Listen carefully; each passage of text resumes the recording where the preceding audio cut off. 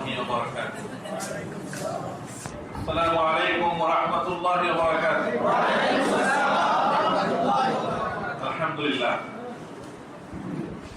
الحمد لله الذي لم يتخذ ولدا ولم يكن له شريك في الملك ولم يكن له ولي من الذل وكبره تكبيرا.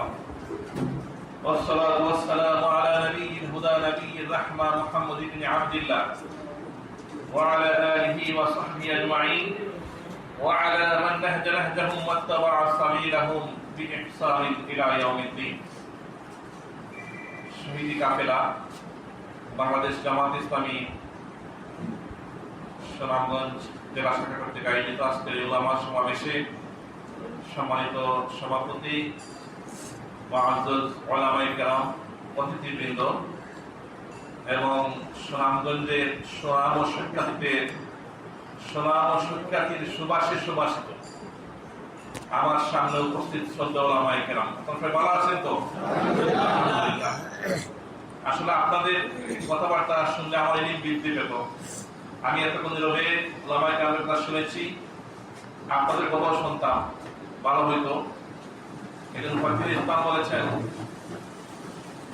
ইযা জালাসতা ফিল জুহালে ফানসিতু ওয়া ইযা জালাসতা ফিল উলামায়ে ফানসিতু। জাহিলদের কাছে বসলেও চুপ থাকো, আলিমদের পাশে বসলেও চুপ থাকো।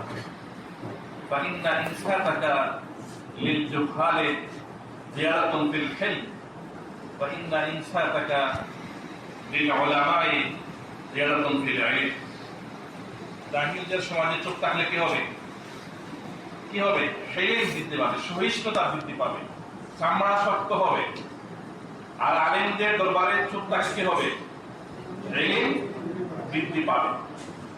আলেমদের দরবারে চুপ থেকেই কথা শোনার চেষ্টা করেছে, আরো শুনতে আরো ভালো হবে বলে আলহামদুলিল্লাহ।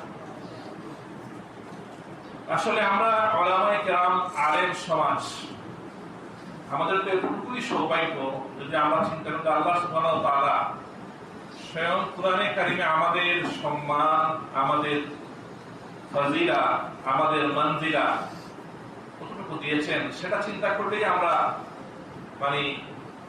গৌরবে গৌরবান্বিত হয়ে যাওয়ার কথা। স্বয়ং আল্লাহ বলে দিয়েছেন, ইন্নামা ইয়াখশাল্লাহা মিন ইবাদিহিল উলামা।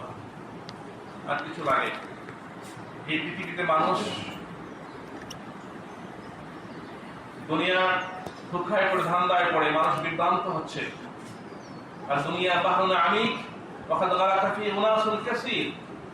দুনিয়া একটা মহাসমুদ্র, অনেক মানুষ ডুবে যাচ্ছে। উলামায়ে কেরাম ডুবছেন, প্রিন্সিপালরা ডুবছেন, বিসিরা ডুবছেন, ম্যাজিস্ট্রেটরা ডুবছেন, শিক্ষিত সমাজ ডুবে যাচ্ছে। এই ডুবে যাওয়া এই সমাজে বাঁচার একমাত্র তরি হচ্ছে, যানবাহন হচ্ছে, জাহাজ হচ্ছে তাকওয়াল্লাহ, আল্লাহ পাকের তাকওয়া। ফালতাকুম সাফিনাতুকা তাকওয়াল্লাহ। তোমার এই সমুদ্র থেকে বাঁচার একমাত্র উপায় হলো আল্লাহকে ভয় করা। আর আল্লাহকে ভয়ের সার্টিফিকেট আল্লাহ পাক কাদেরকে দিয়েছেন? উলামায়ে কেরাম।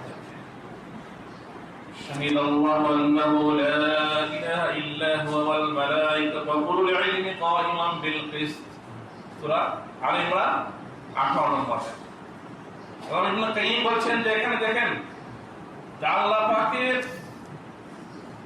সাক্ষ্যের সাথে আদম সন্তানদের মধ্য থেকে আল্লাহ পাক উলামায়ে কেরামদেরকে সংযোজিত করেছেন। আল্লাহর সাক্ষ্যের সাথে উলামায়ে কেরামদের সাক্ষ্যকে এনেছেন, ফেরেশতার সাক্ষ্যের সাথে উলামায়ে কেরামদের সাক্ষ্যকে এনেছেন। কত সম্মান মর্যাদা দিয়েছেন আল্লাহ সুবহানাহু ওয়া তাআলা। কুরআন হাদিস সালফে সালেহের কথাগুলো একটু ব্যাখ্যা করে দেখা যায় যে আলেমরা হচ্ছেন জীবিত। আল ইলমু হায়াতুন ওয়া নূরুন ওয়া বাসারাতুন ওয়াল জাহলু মাউতুন ওয়া যুলমাতুন ওয়া উমা। জ্ঞান হচ্ছে জীবন, জ্ঞান হচ্ছে আলো, জ্ঞান হচ্ছে দৃষ্টি, আর মূর্খতা হচ্ছে মৃত, মূর্খতা হচ্ছে অন্ধকার, মূর্খতা হচ্ছে অন্ধত্ব। أَوَمَنْ كَانَ مَيْتًا فَأَحْيَيْنَاهُ وَجَعَلْنَا لَهُ نُورًا يَمْشِي بِهِ فِي النَّاسِ كَمَنْ مَثَلُهُ فِي الظُّلُمَاتِ لَيْسَ بِخَارِجٍ مِنْهَا আমান কানা মাইতান, সে কি মৃত ছিল না, ফাহইয়াইনাহু, তাকে জীবন দান করেছি। তাফসীর হচ্ছে বিল ইলম, জ্ঞান দ্বারা। জ্ঞান দ্বারা আমি জীবন দান করেছি, জ্ঞান দ্বারা জীবিত করেছি, তাকে নূর দিয়েছি, ইলম নূর। ওয়া জাআলনা লাহু নূরান, ঈমানের নূর দিয়েছি। যারা আলেম তারা জীবিত। ফাকুম বিইলমি ওয়া লা তাতলুব বিহি বাদলা, ফান্নাসু মাউতা ওয়া আহলুল ইলমি আহইয়াউ। মানুষ সবাই মৃত, সবাই অন্ধত্বের মধ্যে আছে, একমাত্র আলেম সমাজই চক্ষুষ্মান, আলেম সমাজই জীবিত, আলেম সমাজই আকাশের তারকার মতো ঝলঝল করছেন মানুষকে হেদায়েতের পথে ডাকার জন্য।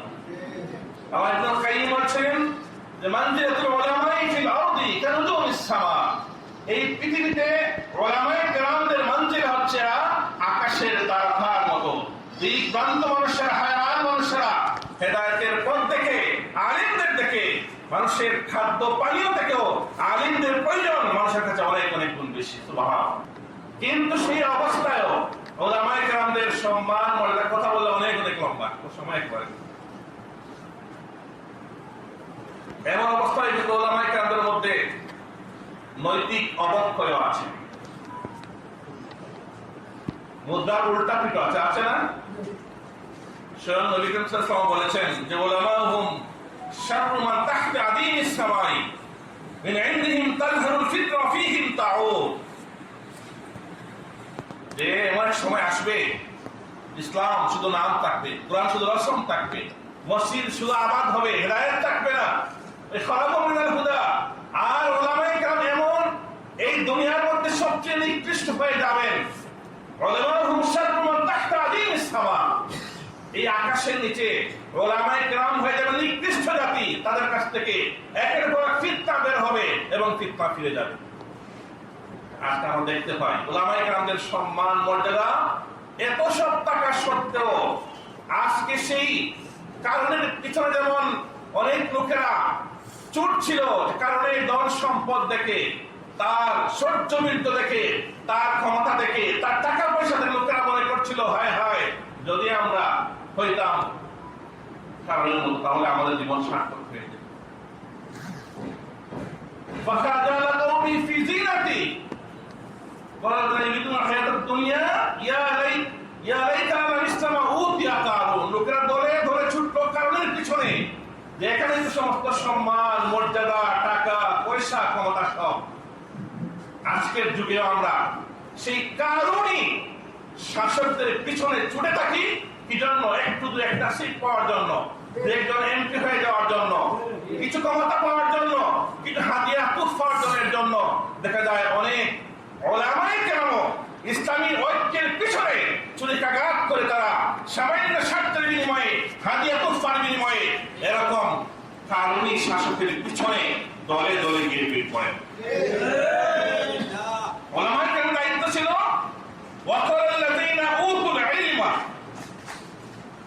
ওই সময়ে উলামায়ে কেরাম দায়িত্ব পালন করেছিলেন। তোমার ধ্বংস, সাওয়াবুকা খায়রুল লিমান আমানা ওয়া আমিলা সালিহা ওয়া লা ইলাহা ইল্লা সাবিরুন। সবরের সাথে থাকলে, ধৈর্যের সাথে থাকলে, ধৈর্য ধরে অটুট হয়ে থাকলে, অবিচল থাকলে, এই যে জালসা বলেছেন এখন হুদায়বিয়ার সন্ধির সময় এসেছে, মক্কা বিজয় সামনে করা করবে ইনশাআল্লাহ। ধৈর্য, ধৈর্য এবং ধৈর্য। রাসূল করিম সাল্লাল্লাহু আলাইহি ওয়াসাল্লামকে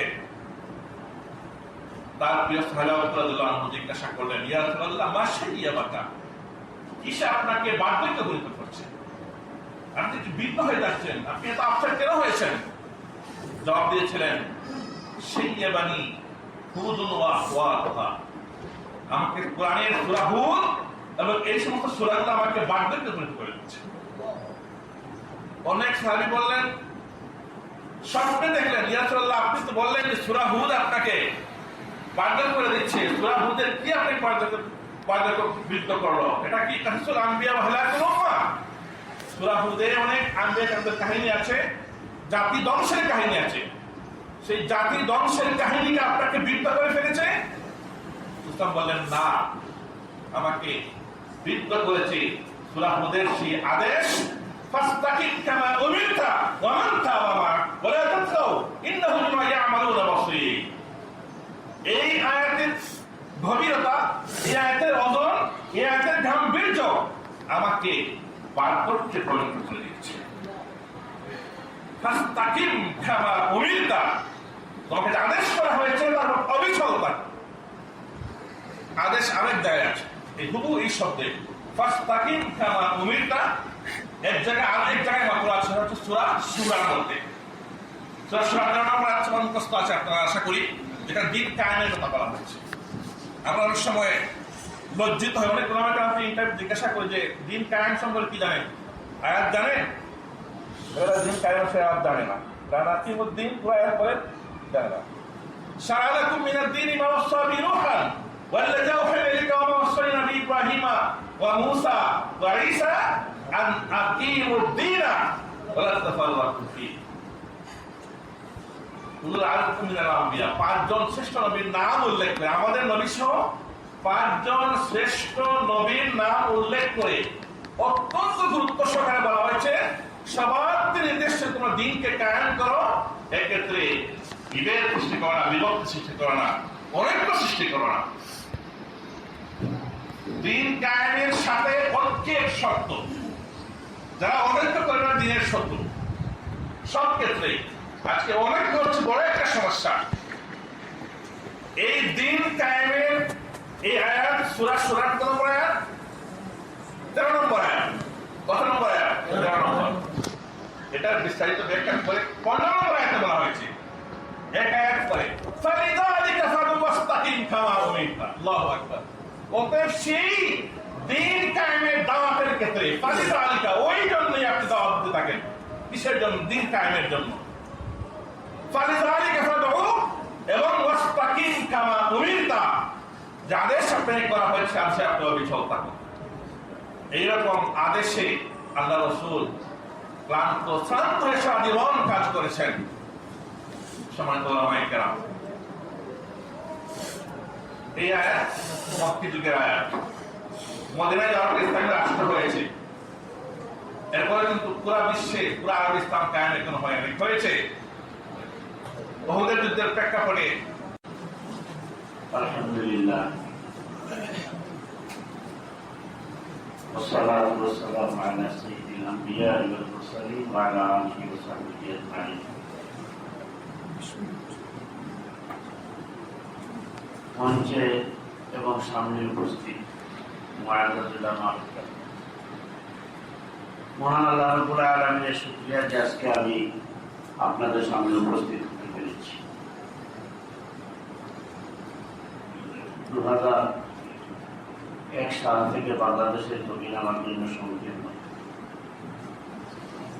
2006 সাল থেকে সিলেটের জমিন আমার জন্য সংকীর্ণ।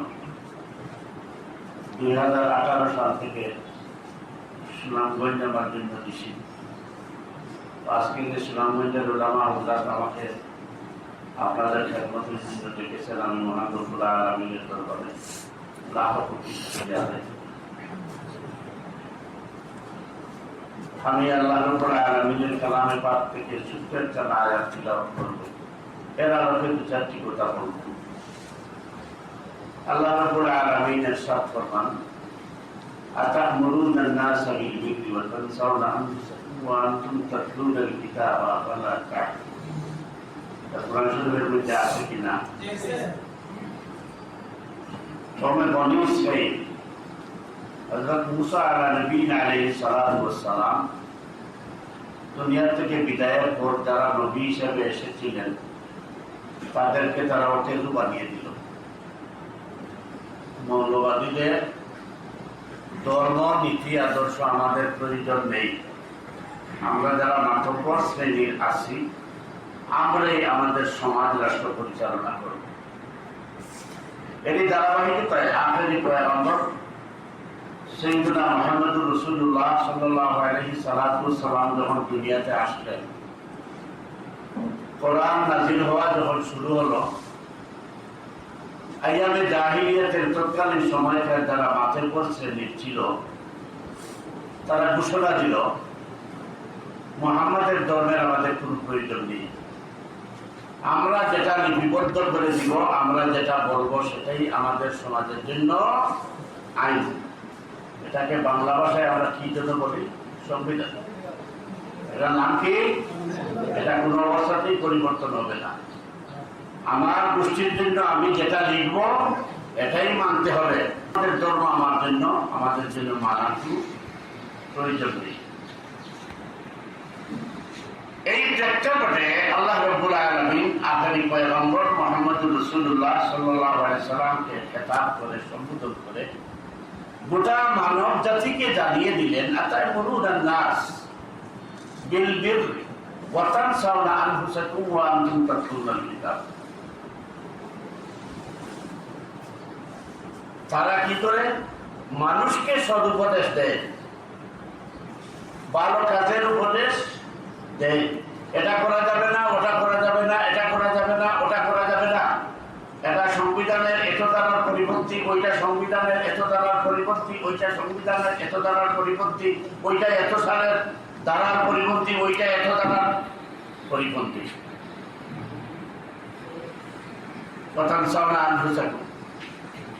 কিন্তু আমরা সীমাবদ্ধ আমরা করে ফেলেছি। অথচ ইসলাম সার্বজনীন। ইসলাম হচ্ছে নিজামুল কামেল, মানে কি? পরিপূর্ণ জীবন ব্যবস্থা। নিজামুল শামিল, ব্যাপক ভিত্তিক জীবন ব্যবস্থা। ইসলামকে অধ্যয়ন করতে গিয়েও কিন্তু আমরা ওই যে সংকীর্ণ দৃষ্টিভঙ্গি মাথায় নিয়ে আমরা ইসলামকে অধ্যয়ন করি। যার কারণে ইসলাম বলতে বুঝি আমরা নামাজ, রোজা, হজ, যাকাতের কিছু মাসলা মাসাইল কিছু আমাদের নামই হচ্ছে ইসলাম, এর বাইরে আর ইসলাম। এজন্য ইসলামকে বুঝতে হবে নিজামে কামেল হিসাবে, নিজামে শামিল হিসাবে ইসলামকে অধ্যয়ন করতে হবে। তাহলে ইসলামের যথার্থ অধ্যয়ন, ইসলামের যথার্থ বুঝ আমাদের মধ্যে আসবে। আজকে শিক্ষা ব্যবস্থায় আমাদের কি অবস্থা? বাংলা ইসলাম নাই, বাংলা সাহিত্যে ইসলাম নাই, গণিতে ইসলাম নাই, ইংরেজি বইতে ইসলাম নাই, বিজ্ঞান বইয়ে ইসলাম নাই। ইসলাম কোথায় আছে? ইসলাম শিক্ষায়। হ্যাঁ, ইসলাম আর অন্য কোনো জায়গায়। এটাই ছিল বুদ্ধিভিত্তিক আগ্রাসন ইসলামের দুষ্কর্মদের, যেটাকে মসজিদের ভিতরে একটা ব্র্যাকেটের মধ্যে আবদ্ধ করে দাও, আর বাকিরা সব আমাদের, বাকিরা সব আমাদের। নাকি মানুষের জীবনটাকে কাইসার কেসরা এবং আল্লাহর মধ্যে ভাগ করে দাও। আল্লাহর কিছু অংশ, বাকি অংশ কি কাইসার কেসরা যারা আছে তাদের। এবং সেটা আমরা খুব নেক নিয়তে, আমরা খুব গর্ববোধ করে আমরা এগুলো আমরা বাস্তবায়ন করতেছি। অথচ আমাদের শিক্ষা ব্যবস্থা, এই যে শিক্ষা ব্যবস্থা যেটা আছে, সুদূর প্রসারী ষড়যন্ত্র ইসলামের বিরুদ্ধে। আজকে বাংলা বইতে এমন হওয়া উচিত ছিল যে সেখানে বাংলা ভাষা শিক্ষার পাশাপাশি সে ইসলাম জানবে। বলে ঠিক না? ইংরেজি বইতে এমন হওয়া উচিত ছিল ইংরেজি ভাষার শিক্ষার পাশাপাশি সে ইসলাম জানবে। আজকে বিজ্ঞান বইতে এমন হওয়া উচিত ছিল বিজ্ঞানের গবেষণা, বিজ্ঞানের উন্নতি অগ্রগতি, বিজ্ঞান মনস্ক এগুলা হওয়ার পাশাপাশি মানুষ আল্লাহর পরিচয় জানবে, আল্লাহর উলুহিয়ত জানবে, আল্লাহর রুবুবিয়ত জানবে, আল্লাহর কুদরত জানবে, আল্লাহর পরিচয় পাবে। কিন্তু না, ওগুলোর মধ্যে কি নাই? ইসলাম। অথচ আমরা নিজেরা যতটুকু ইসলামের মধ্যে আছে আমরা খুব সন্তুষ্ট আছি। আমরা শুধু চোখ বন্ধ করলে শুধু জান্নাত আর জান্নাত দেখি, নিয়ামত আর নিয়ামত আমরা দেখি। কিন্তু না, ইসলাম সর্বক্ষেত্রে ইসলাম। মানুষের জীবনের মধ্যে কোনো বিভক্তি নাই, ইসলামের মধ্যে কোনো বিভক্তি নাই, ভাগবত নাই, পুরাটাই দিন। মানুষের জীবনের পুরাটাই ইসলাম। আমরা যারা ধারণ করি তারা ইসলাম প্রচারের ক্ষেত্রে আমরা আরো সংকীর্ণতা আমরা হয়ে গেছি। নিজেদের মধ্যে ইসলামের আলোচনা আমরা করি, কিন্তু বাকি বিশাল জনগোষ্ঠী, মহিলাদের মধ্যে সুসংগঠিত ইসলামের কাজ আমাদের নিয়ে দাওয়া নেই, শ্রমিকদের মধ্যে নেই, চাষিদের মধ্যে নেই, সমাজের বিভিন্ন স্তরে যারা আছে সকল শ্রেণীর মানুষ, শ্রেণী পেশার মানুষের কাছে আমরা ইসলাম উপস্থাপন করতে পারছি না। তাহলে কিভাবে আমরা স্বপ্ন দেখি ইসলামের রাষ্ট্র, ইসলামের স্টেট আমরা কায়েম করি? এই সংকীর্ণতা ঊর্ধ্বে আমাদেরকে উঠতে হবে, উঠে সময়কে কাজে লাগাতে হবে, এক হতে হবে, হৃদয় আকাশের মতন উদার হতে হবে নিজেদের মন মানসিকতা, এবং সবাইকে ধারণ করে ইসলামের কাজ করে যেতে হবে। আল্লাহ তাবারাক ওয়া তাআলা আমাদের সকলকে সে তৌফিক দান করুন। আমিন। ওয়া আখিরু দাওয়ানা আলহামদুলিল্লাহি রাব্বিল আলামিন। আসসালামু আলাইকুম ওয়া রাহমাতুল্লাহি তাআলা ওয়া বারাকাতুহু। ওয়া আকিবাতুল মুত্তাকিন ওয়াস সালাতু ওয়াস সালামু আলা সাইয়্যিদিল মুরসালিন ওয়া আলা আলিহি ওয়া আসহাবিহি আজমাইন। আজকে এই সুন্দর আয়োজনের সম্মানিত সভাপতি, সম্মানিত প্রধান অতিথি, বিশেষ অতিথি, সম্মানিত ওলামায়ে কেরাম, আমরা মূলত বক্তব্য শুনব, সময় খুব কম, নামাজের আগেই আমাদের প্রোগ্রাম শেষ করতে হবে। মূল আলোচনা আমাদের পেশ করবেন হযরত মাওলানা লুৎফুর রহমান হুমায়ুনী সাহেব, আমাদের সুনামগঞ্জের গর্ব, আমাদের শ্রদ্ধেয় বড় ভাই হযরত মাওলানা লুৎফুর রহমান হুমায়ুনী সাহেবের কাছ থেকে। আমরা গুরুত্বপূর্ণ বক্তব্য শুনব আমাদের মুআজ্জাজ মুরব্বী, বিশিষ্ট আলেম দ্বীন, চিন্তাবিদ, গবেষক হযরত মাওলানা আব্দুল্লাহ জিহাদি সাহেবের কাছ থেকে। ওনাদের কাছ থেকে আমরা মূল বক্তব্য শুনবো ইনশাআল্লাহ। আমরা আমাদের অনেক বক্তব্য হয়েছে, আমরা এখানে যারা ওলামায়ে কেরাম আছি, আমরা আমাদের মর্যাদা সম্পর্কে আল্লাহ পাক রব্বুল আলামিন কোরআন এবং হাদিসে যা কিছু বলেছেন, আমাদের এই সব কিছু আমাদের জানা আছে এবং এতে আমরা খুবই গর্ববোধ করি। কিন্তু এই যে বিরাট মর্যাদা আল্লাহ পাক দিয়েছেন, আল্লাহর হাবিব আমাদেরকে দিয়েছেন, এই মর্যাদার পেছনে যে গুরু দায়িত্ব রয়েছে, সেই গুরু দায়িত্বের বিষয়টা আমরা অনেক সময় ভুলে যাই বা যথাযথভাবে আমরা উপলব্ধি করি না। মুসলিম উম্মাহ আজ এক বিরাট সংকটের ভালো অবস্থায় আছি, সেটা বলা যাবে না।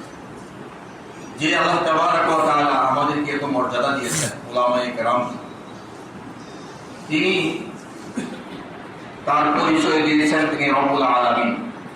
কি বলে, ঠিক না? রব্বুল আলামিন মানে কি শুধু মুসলমানদের? জি, সারা জাহানের। যে নবী আমাদেরকে মর্যাদা দিয়েছেন, তার পরিচয় আল্লাহ পাক দিয়েছেন রাহমাতুল লিল আলামিন। তিনি শুধু মুসলমানদের নবী, মুসলমানদের জন্য রহমত, গোটা বিশ্ববাসীর জন্য রহমত, গোটা বিশ্ববাসীর জন্য তিনি নবী। কোন একক দেশ বা আলাদা জাতি গোষ্ঠীর জন্য নন, তিনি সবার জন্য। আল্লাহ পাক রব্বুল আলামিন সবার জন্য। উম্মতে মুসলিমা হিসাবে আমাদের মর্যাদা বর্ণনার পাশাপাশি আল্লাহ তাবারাক ওয়া তাআলা আমাদের পরিচয় এবং দায়িত্ব বর্ণনা করতে কি বলেছেন? উখরিজাত লিন-নাস। এর মানে কি শুধু মুসলমানদের জন্য তোমাদেরকে প্রেরণ করা হয়েছে? কি গোটা মানব জাতি, গোটা মানব মণ্ডলীর। ওয়াকাযালিকা জাআলনাকুম উম্মাতান ওয়াসাতান লিতাকুনু শুহাদা আলান নাস। শুহাদা কাদের জন্য? শুধু নিজেদের জন্য? গোটা মানব জাতির কাছে আমাদেরকে মডেল হতে হবে, উপস্থাপন করতে হবে, প্রেজেন্ট করতে হবে। এই জিনিসটাকে আমরা অনেক সময় ভুলে যাই। ভুলে গিয়ে আমরা সংকীর্ণ থেকে সংকীর্ণতর আমরা হতে থাকি। আমরা নিজেদেরকে বিভিন্ন ভাবে আমরা বিভক্ত করে যাই, করে ফেলি, যেটা ইসলাম এবং কোরআন এবং হাদিসের মূল স্পিরিটের সম্পূর্ণ খেলাফ। আমরা সবার জন্য হয়ে উঠতে পারছি না। যে যে মস্তকের, সেই মস্তককে ভালোবাসি, অন্যদেরকে আমরা ভালো চোখে দেখতে পারি না। অন্যদেরকে আসসালামু আলাইকুম বলতে কষ্ট হয়। অন্য মস্তকের একজনকে প্রশংসা করতে নিজের মুখ দিয়ে প্রশংসা বের হয় না। উনি ভালো বললেও অবস্থাটা এমন যে যাকে দেখছে নারী তার। আজকে এইভাবে ইসলামকে আমরা সংকীর্ণ করে ফেলেছি, ভাগ ভাগ করে ফেলেছি। আজকে আমরা টুপি দিয়ে ভাগ করছি, কি বলেন, দাড়ি দিয়ে ভাগ করছি, পাঞ্জাবি দিয়ে ভাগ করছি, অথচ এটা হওয়া উচিত না। আজকে আমরা যারা এখানে আছি আমাদের মুসলিম উম্মার সমস্যা তখনই আমরা সমাধান করতে পারবো আল্লাহ পাক রব্বুল আলামিন আমাদেরকে যে পরিচয়ের মধ্যে যে বিশালতা দিয়েছেন, সেই ধরনের উদার মনোভাব আমরা নিজের মধ্যে ধারণ করতে পারবো। সকল সংকীর্ণতার ঊর্ধ্বে আমরা যখন উঠে যেতে পারবো, তখনই আমরা আলেম হিসাবে উম্মার প্রতিনিধিত্ব আমরা করতে পারবো। না হয় উম্মার প্রতিনিধিত্ব আমরা করতে পারবো না, নিজ নিজ পুত্র নিজ নিজ মস্তকের আমরা প্রতিনিধি হবো, উম্মার প্রতিনিধি আমরা হতে পারবো। অথচ আজকের প্রয়োজন হচ্ছে উম্মার প্রতিনিধি হওয়া। কি বলেন, ঠিক না? উম্মার প্রতিনিধি। আজকে একজন মানুষ তার সব কিছু আপনার কাছে ভালো লাগতে হবে এটা জরুরি নয়। তার যেটা ভালো সেটা আপনি গ্রহণ করুন, যেটা মন্দ সেখানে আপনি চুপ থাকুন। এইভাবে যদি আমরা চলতে পারি তাহলে একটা ঐক্য গড়ে ওঠা সম্ভব। আজকে আমরা জামাত ইসলামী করি, তারা যদি কওমির ভাইদেরকে ভাই মনে করতে না পারি, তাহলে আমরা ইসলামের প্রতিনিধিত্ব করতে পারবো না। যারা আমরা কওমির আছি, তারা যদি ফুলতলির ভাইদেরকে ভাই মনে করতে না পারি, জামাতের ভাইদেরকে ভাই মনে করতে না পারি, তাহলে আমরাও সঠিক ইসলামের প্রতিনিধিত্ব আমরা করতে পারবো। এজন্য ভুল ত্রুটি সবাই আছে, মানুষকেও ভুল ত্রুটি করতে পারে। আমরা সবাইকে পড়ালেখা করব। আমরা যেমন মাওলানা মওদুদীকে পড়ালেখা করব, আমরা আলী আহসান নদভীকে পড়ালেখা করব, আমরা হুসাইন আহমদ মাদানী রহমতুল্লাহ আলাইহিকে পড়ালেখা করব। অর্থাৎ প্রত্যেক মস্তকের যারা জ্ঞানী গুণীজন আছেন সকলকে আমরা পড়ালেখা করব এবং সকলের কাছ থেকে আমরা ভালোটা নিতে আমরা চেষ্টা করব। তখনই আমরা প্রকৃত অর্থে আলেম হিসাবে উম্মার প্রতিনিধিত্ব আমরা করতে পারবো। প্রিয় ভাইরা, আজকে ইসলামকে ব্রেকট বন্দী করা হয়েছে। এই যে ব্রেকট বন্দী হয়ে গেছে, এটা ইসলামের যারা দুশমন, ইহুদ এবং নাসারা এবং পর্তুগিজ গোষ্ঠী, তাদের সুদূর প্রসারী ষড়যন্ত্রের ফল এবং তাদের সেই ষড়যন্ত্রের প্রেরক হয়েছে আমরা আলেমদের একটা অংশ, কিছু কিছু অংশ। তাদের এজেন্ডা আমরা নেক নিয়তে, সোয়াবের নিয়তে আমরা বাস্তবায়ন করছি। আজকে দেখেন, ইসলাম আর দ্বীন, মানুষের জীবন যত ব্যাপক, যত বড়, ইসলামটা তত বড়। কিন্তু আজকে ইসলাম সীমাবদ্ধ হয়ে গেছে মসজিদের মধ্যে, বাইরে ইসলাম নাই। ইসলাম সীমাবদ্ধ হয়ে গেছে আপনার পত্রিকার পাতায়, ধর্ম পাতার মধ্যে। ইসলাম সীমাবদ্ধ হয়ে গেছে রেডিও টেলিভিশনে, ধর্মীয় আলোচনা অনুষ্ঠানের মধ্যে।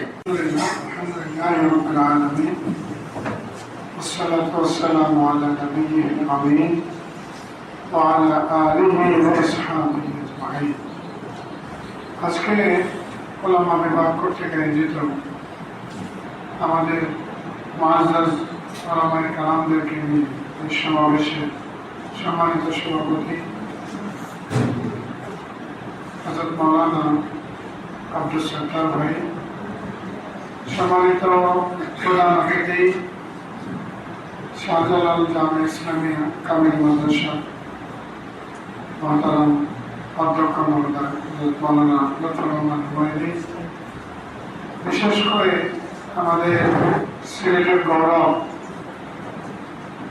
আমাদের আব্দুল হাই জিহাদি সাহেব হযরত মাওলানা, এবং তিনি বিশিষ্ট লেখক, সাংবাদিক, শাইখুল হাদিস।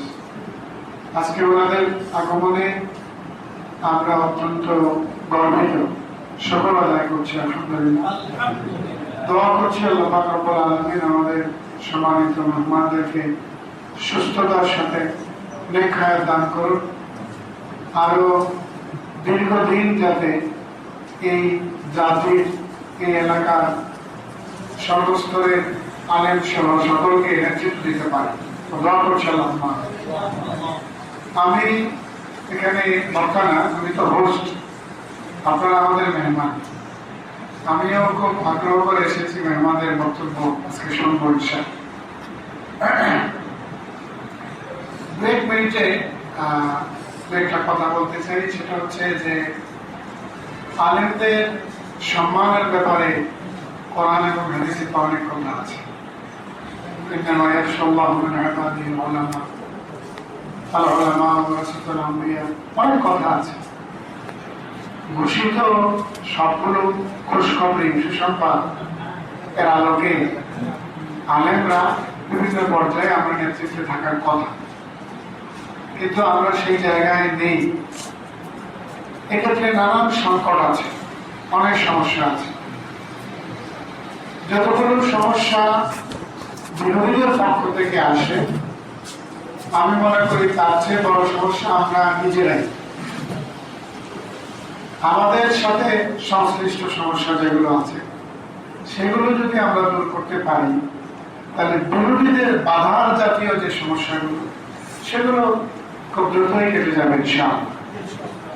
সেক্ষেত্রে আমরা যেটা লক্ষ্য করি, আমার কাছ থেকে যদি আমি আমার নিজেকে প্রশ্ন করে যা পাই, আমরা এক নম্বরে বলতে পারি যে আমরা যারা আলেম আছি ময়দানে, আসলে বলা যায় একেবারে বলা যায় না, তবে ইলমের লোকসানিয়ত অনেক বেশি। আমাদের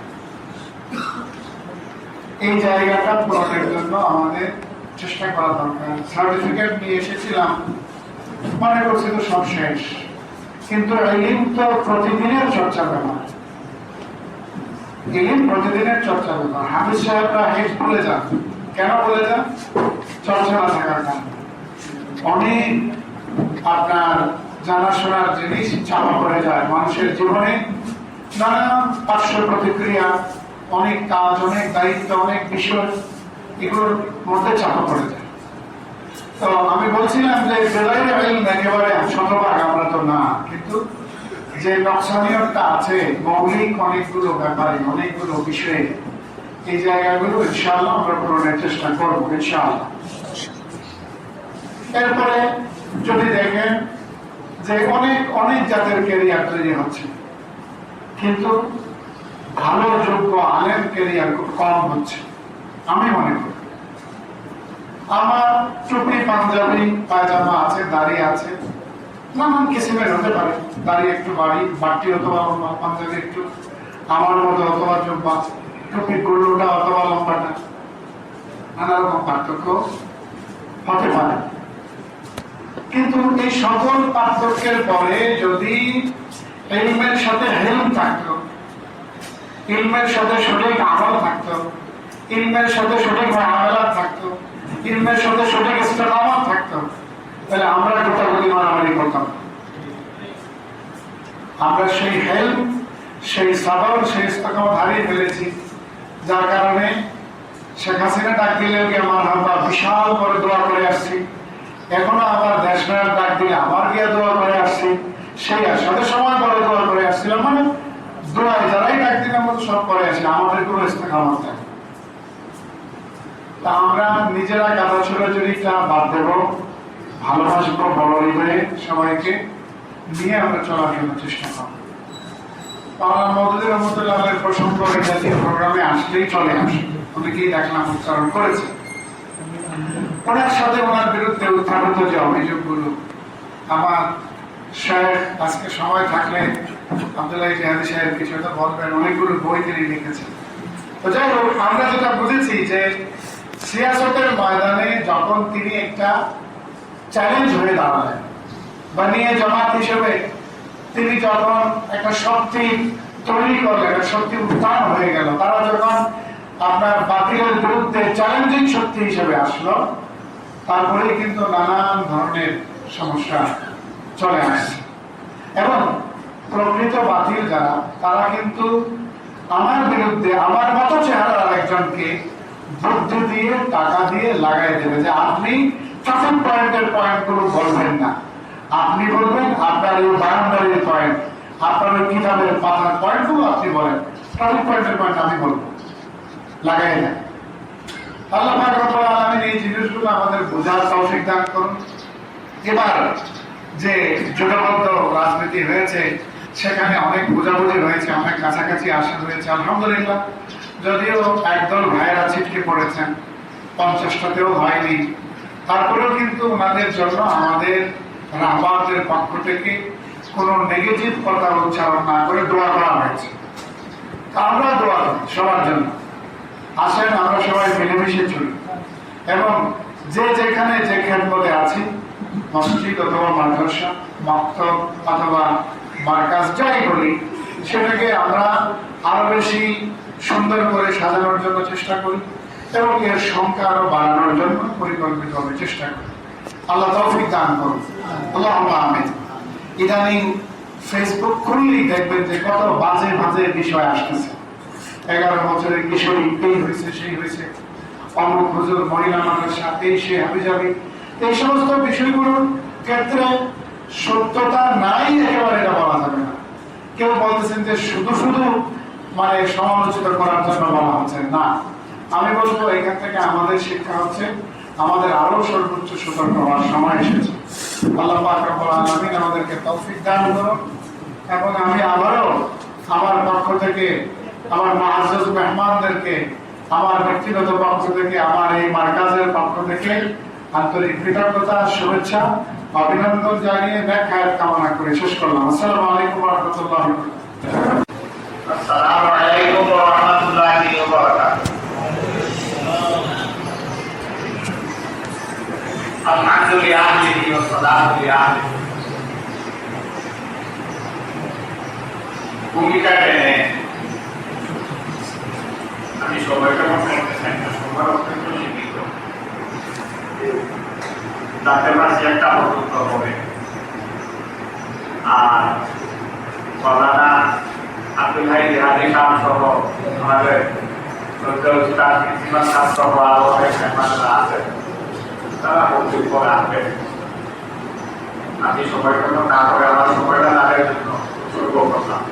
যদি একটু কথা আমি বলতে চাই, আলহামদুলিল্লাহ আলহামদুলিল্লাহ তোমরা সমগ্র বিশ্বে একটা পরিবর্তন হওয়া শুরু হয়েছে। সমগ্র বিশ্বে যেভাবে ইসলামের মুসলমানদেরকে নিয়ে বিগত কয়েক বছর যাবত নানা অপপ্রচার, প্রোপাগান্ডা, জুলুম, নির্যাতন, নিষ্পেষণ, নিপীড়ন চলতেছে। প্রথম মওলানা সাইদি সাহেবের পক্ষে বলতে চাই, তিনি বলতেন যে প্রথম বেদনা যেভাবে শুরু হয়েছে মনে হচ্ছে সূর্য সন্তান ভূমিষ্ঠ হওয়ার সময় বাইরে ঘটে। কি মনে করেন? ইনশাআল্লাহ ইনশাআল্লাহ সময়ের বাইরে ঘটে ওঠা পৃথিবীতে একটা পরিবর্তনের হাওয়া। এবং সেটা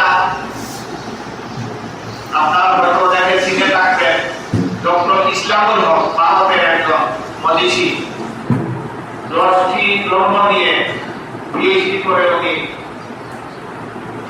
লন্ডনের একটা স্বনামধন্য প্রতিষ্ঠানে পিএইচডি করেছেন, অনেক গবেষণা করেছেন। সে পর্যন্ত আল্লাহ রাব্বুল আলামিন তাকে ইসলামের জন্য কবুল করেছিলেন এবং তার নাম হয়েছিল ডক্টর ইসলামুল হক।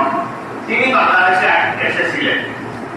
12 থেকে 7 শেষ পর্যন্ত তৎকালীন শাসক সরকার তাকে বাংলাদেশ থেকে বিতাড়িত করতে বাধ্য হয়েছিল। তিনি বাংলাদেশ থেকে বিদায় নেওয়ার সময় যখন বিমানে ওঠেন চট্টগ্রাম বিমানবন্দরে, তিনি একটা কথা বলছিলেন যে আগামী 25 থেকে 30 সালের ভিতরে, 2025 থেকে 30 সালের ভিতরে ইনশাআল্লাহ গোটা বিশ্বে একটা পরিবর্তন আসবে এবং সেই পরিবর্তনটা আমার বিশ্বাস এই উপমহাদেশে বাংলাদেশ থেকে শুরু হবে। আমার কাছে লাগতেছে যে এই সময়টা আমাদেরকে আল্লাহ রাব্বুল আলামিন দিয়াও আমার নিচে আরো শক্তভাবে যাতে আমরা ভূমিকা পালন করতে পারি। তাই আমাদের জন্য উচিত আমরা যেভাবে যে সেক্টরে আছি, যে অবস্থানে আছি, প্রত্যেককে আলাদা অবস্থান থেকে সর্বোচ্চ চেষ্টা করা। ইনশাআল্লাহ সফল আমরা। আমি আরেকটি স্মৃতিচারণ করে আমার কথা শেষ করবো। আল জামিয়া ইসলামিয়া তালাবিয়া বুঝাই ঢাকা ঢাকা আমি ওখানে লেখাপড়া করছিলাম। 1979 সাল থেকে 79 সাল পর্যন্ত 84 ক্লাস পর্যন্ত ওখানে ছিলাম। তো আইন চাই, সত্যিকার শাসন চাই, এই ধরনের স্লোগান যাদের, তাদেরকে কম খুবই বিনষ্ট করতে হবে, অর্থাৎ তাদের পিছনে প্রোপাগান্ডা এবং নানান অপপ্রচার চালিয়ে তাদেরকে বিতর্কিত করতে হবে। তারই অংশ হিসেবে 1985 সালে দেশে আসলাম।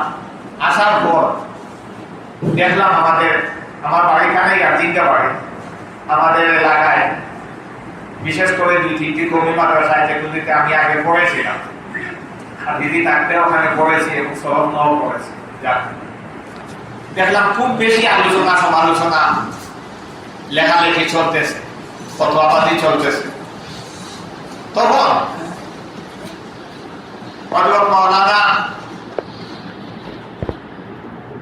এই নগর মহাদ্দিস সাহেব শফিকুল হক বুলবুলি রেঙ্গা যারা উপাধি দিয়েছিল, শফিকুল হক সাহেব, তিনি ছিলেন সভাপতি এবং মাওলানা ফরিদউদ্দিন চৌধুরী সাহেব ছিলেন প্রধান অতিথি। মানিকগঞ্জ মাদ্রাসায়, মানিকগঞ্জ হাফিজিয়া মাদ্রাসা আমাদের কাঠবাড়ির নিকটে। আলহামদুলিল্লাহ আমিও সেখানে পিছনে ছিলাম। হচ্ছে মাওলানা ফরিদউদ্দিন চৌধুরী সাহেবের সময় ছিল 1 ঘন্টা, বাড়তে বাড়তে শেষ পর্যন্ত 2.5 ঘন্টা হয়েছে। সুবহানাল্লাহ, আলহামদুলিল্লাহ। তিনি একটি হাদিসের ব্যাখ্যা শুরু করেছিলেন। মান রাআ মিনকুম মুনকারান ফালইউগাইয়িরহু বিয়াদিহি ফাইন লাম ইস্তাতি' ফাবিলিসানিহি ফাইন লাম ইস্তাতি' ফাবিকলবিহি ওয়া যালিকা আদরুল ঈমান। এই যে ফাইন লাম ইস্তাতি' ফাবিকলবিহি, আমি সংক্ষেপে বলতে চাচ্ছি, হাদিসের একটা উদ্দেশ্য না, আমার ভুল কথাটা বলতে গিয়ে ঘটনাটা আনতে হচ্ছে।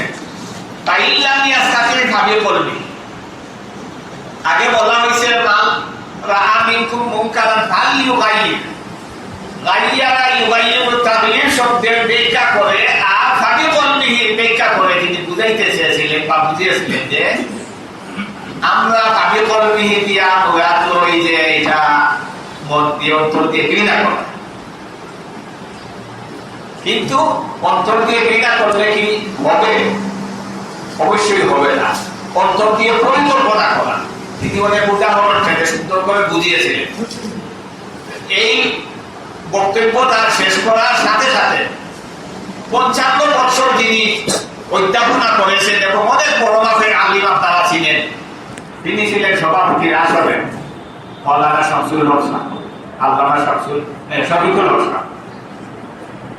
তিনি বক্তব্য শেষ করার পরে এক পর্যায়ে মাওলানা ফরিদউদ্দিন চৌধুরীকে জড়িয়ে ধরে, আমার এখনো চোখে পাশে জড়িয়ে ধরে অদূরে থাকছেন এবং বলছেন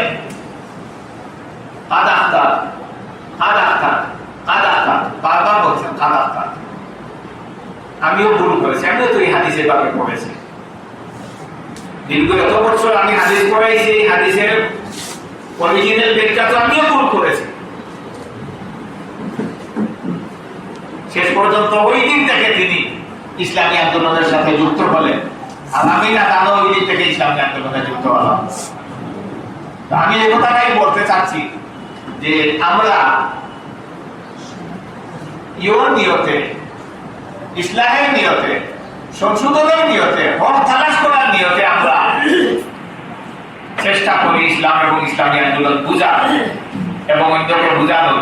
ইনশাআল্লাহ আল্লাহ পাক আমাদেরকে সহযোগিতা করবে। আল্লাহ পাক আমাদের সবাইকে কবুল করুন। আমি আর সবাই বলছি না। আসসালামু আলাইকুম ওয়া রাহমাতুল্লাহ।